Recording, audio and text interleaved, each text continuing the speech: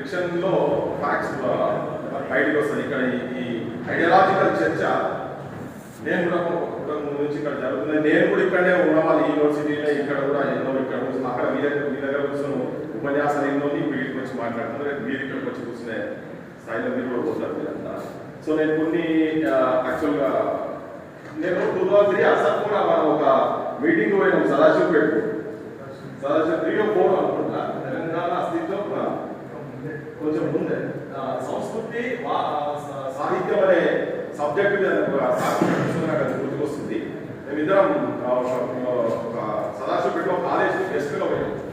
Sir ఏమో సంస్కృతి సాహిత్యం తెలంగాణ సంస్కృతి సాహిత్యం సార్ కాకపోతే సార్ నాదేమో తెలంగాణ ఉద్యమాలు విద్యార్థుల పాత్ర అనేది నా సబ్జెక్ట్ ఉండేది. ఆ సంస్కృతి ఇప్పుడు పక్కకు వ్యాపారం అని వచ్చింది కదా. ఈ వ్యాపారం అనేది కనుక అప్పుడే కనుకుంటేది ఉంటే బహుశా మనకు ఆ చట్టం కూడా వచ్చు ఇలా మీటింగ్ ఉండకపోలేము. అది ఎక్కడ ఇంటలెక్చువల్ ఫెయిల్యూర్ జరిగింది అనిపిస్తుంది సార్. ఇంటలెక్చువల్ ఫెయిల్యూర్ జరిగింది మన వాళ్ళంతా ఇంత దురదృష్టి ఊహించలేదు. కానీ అంటే కొంచెం అందరు లైవ్ లో కూడా చాలా మంది చూస్తున్నట్టు నేను ఎక్కడ ఉన్న వాళ్ళకు బయట వాళ్ళకు చెప్పదలుచుకున్నా. ఏంటంటే ఫస్ట్ నేను కొంచెం సబ్జెక్ట్ లో పోయే ముందు వీటల్ ఇంతకుముందు మాట్లాడుకుంటాం కాబట్టి బోర్డు మార్చి పడేసాలే తలగా పెట్టాలి అన్నాడు. ఇది గతం ఇక్కడ ఉన్నారు ఇవాళ నేను ఫ్యాక్ట్స్ చెప్పదలుచుకున్నా. బోర్డు మార్చినంత మాత్రాన వాళ్ళ మూవీలు మారదు. మన మనుషులు మారాలి. మనం ఆ దుకాణం బోర్డు బయటేయాలి. సమోసాలు తెప్పిస్తా అంటే నేను సమోసాలు మారడం దుకాణం మాత్రం అవుతుంది.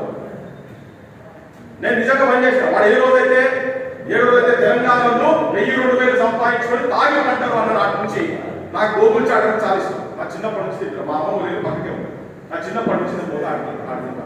ఇవాళ వరకు ఇప్పటి వరకు కూడా వాడు మొత్తం గోగులు చాటడం మొన్న ఒక ఛానల్లో కూర్చొని మాట్లాడుకుంటా పంపించి స్పాట్లో పంపిస్తే ఓన్లీ క్యాష్ అని బోర్డు పెట్టేవాడు. Only cash. ఇవాళ మనం పోతుంటే అనుకోవడం పోతుంటే కంకుల మెట్ల దగ్గర కూడా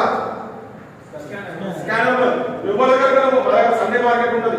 పచ్చిమిరపకాయలు, ఉల్లిగడ్డలు, టమాటాలు, ఆలుగడ్డలు ఏది పట్టినందుకు పోయినా కానీ ఓపు చాటతో అంత పెద్ద ఇన్సిడెంట్ జరిగింది.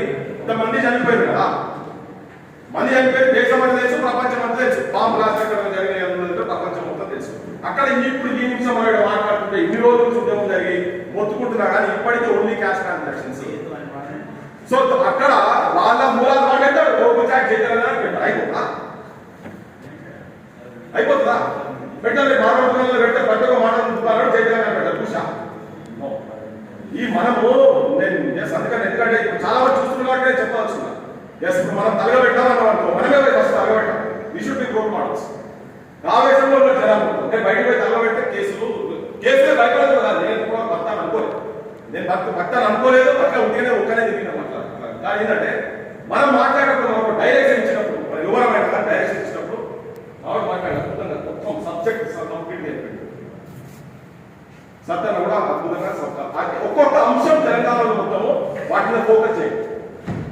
కోటలైనా బయటికి వెళ్ళి వచ్చి ఒకటి కాదు నాకు ఇంటికి కంచం పోతలేదు మంచం పోతలేదు అనుకోండి. క్లోజ్ మా ఊళ్ళని ఉపయోగించుకొని అధికారంలోకి వచ్చేదని చేసినారు. అయిపోయింది.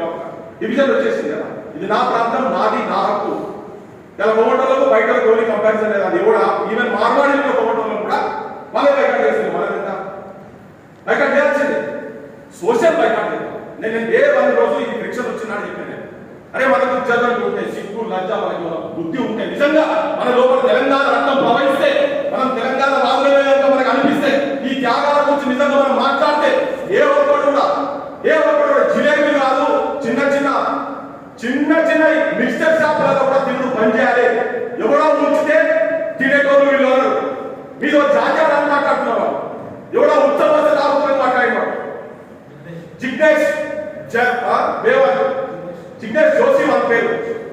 వాడు పోయి డీజీపీని కలుస్తాడు, వాడు పోయి ముఖ్యమంత్రిని కలుస్తాడు. వాడు కానీ అన్నోడు అక్కడ ఉన్నాడు. ఏం మాట్లాడుతున్నారు?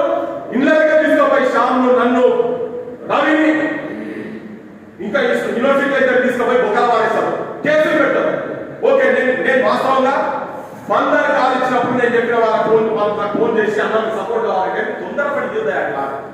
తెలంగాణ జనంకు ఉన్నది లోపల గంటలు ఆడుతున్నారు. ప్రతి ఒక్కరు ఇబ్బందులు పడ్డారు. కలిగిస్తే చెప్తున్నారు. వాళ్ళ ముచ్చట కలిగిస్తే మాట్లాడితే వాళ్ళ ముచ్చట చెప్తున్నారు. అందరికీ బాధ ఉన్నది కరెక్టే. కానీ ఏదన్నా కన్స్ట్రక్టివ్ గా చేయాలన్న ఉద్యమము వాళ్ళ పొంగులోకి వచ్చి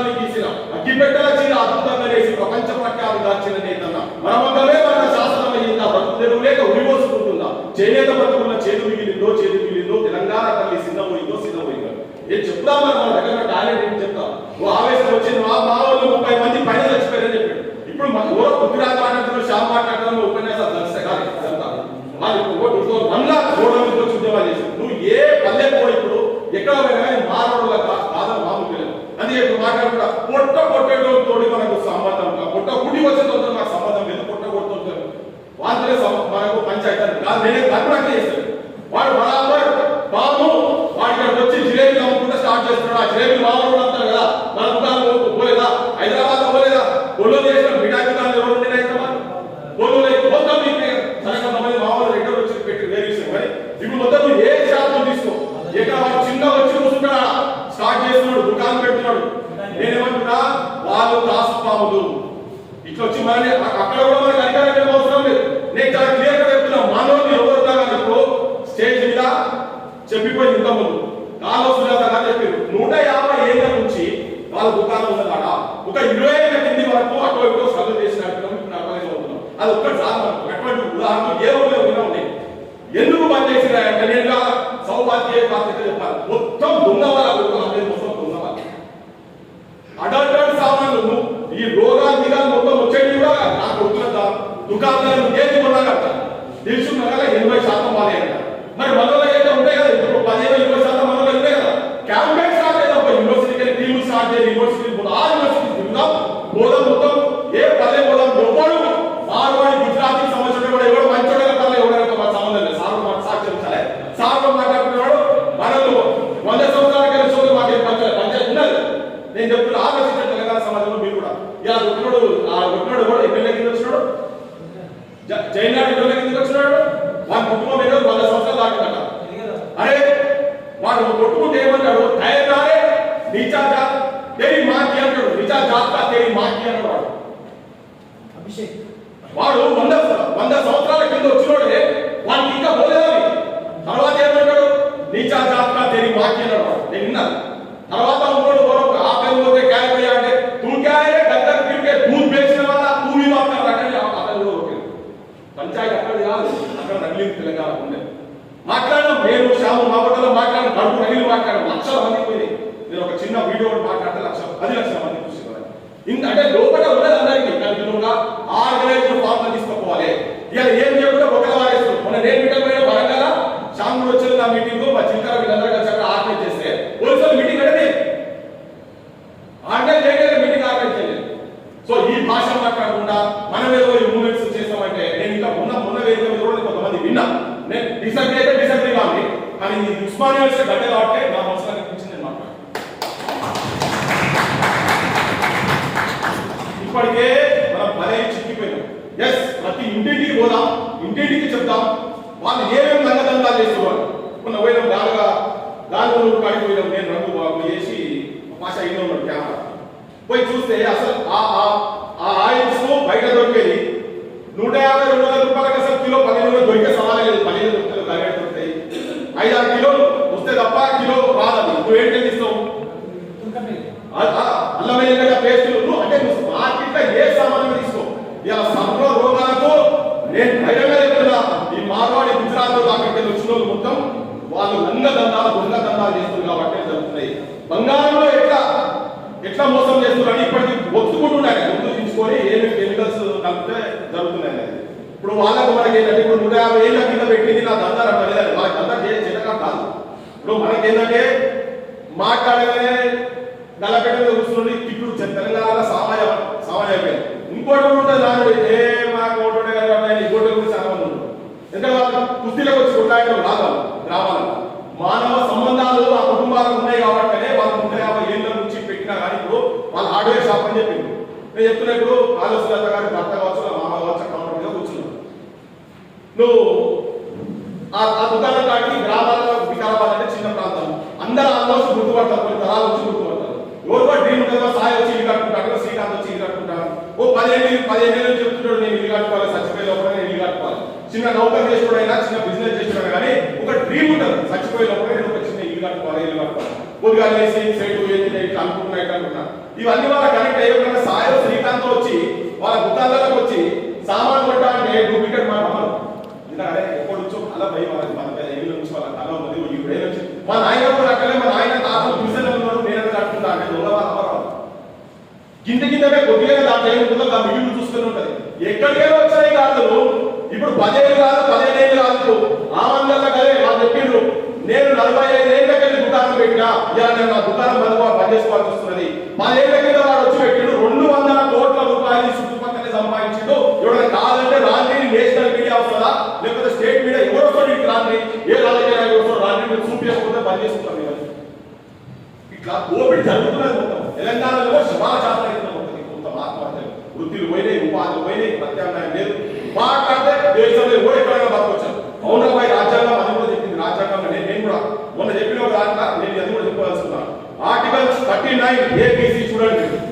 అక్యూమిలేషన్ ఆఫ్ వెల్త్ ఒక దగ్గర ఉండొద్దు. ఈ ప్రాంతానికి సంబంధించిన ప్రతి ఒక్కరి లైవ్లీహుడ్ సేఫ్ గార్డ్ చేయాలి. ఇది కూడా కానూన్లో ఉన్నది. చెప్పండి అందరూ చెప్పండి ఉన్నది చూడండి మీరు. Direct principles of state policy నేను కూడా రాజ్యాంగం పట్టుకుని చెప్తున్నా ఉన్నది. ఇక్కడ వృద్ధులను కాపాడాల్సిన బాధ్యత ఉన్నది. సహకార సంఘాలు పెంచు సంఘాలు అభివృద్ధి సంఘాలు అంటే కూడా పెంచుపై పెంచుండదో పల్లె కూడా మచ్చుకే పట్టిందో రాసిండ్రు. ఇలా ఆ కాపాడాల్సిన బాధ్యత కూడా ప్రభుత్వాల మీద ఉన్నది. ఈ లోకల్ వృద్ధులను కాపాడాల్సిన బాధ్యత కోఆపరేటివ్ వ్యవస్థ చేసుకొని కూడా కాపాడాల్సిన బాధ్యత ఉన్నది వృద్ధాలు. ఇప్పుడు ఎస్ కొంతమంది పొగటోలు కావచ్చు మా పద్మశాలీలు కావచ్చు విశ్వకర్మలు కావచ్చు అరే చదువుకొని బయట దేశాలకు పోతున్నారు కావచ్చు. కానీ ఆ పనులే చేస్తూ ఉన్నారు కదా. అది చదువుకొని చేయొచ్చు కదా. నేను చెప్తున్నా హైదరాబాద్ లో జరిగేటువంటి ప్రతి దందా ఎక్కడెక్కడైతే మార్వాడి గుజరాత్ లో ఎక్కడెక్కడైతే ఉన్నారో వాళ్ళు 100 సంవత్సరాలు లేని వాళ్ళందరూ దందాలు చేస్తున్నారు. మనం తెలంగాణ ప్రజల్లో మనం ఫస్ట్ మనం మారుతాం.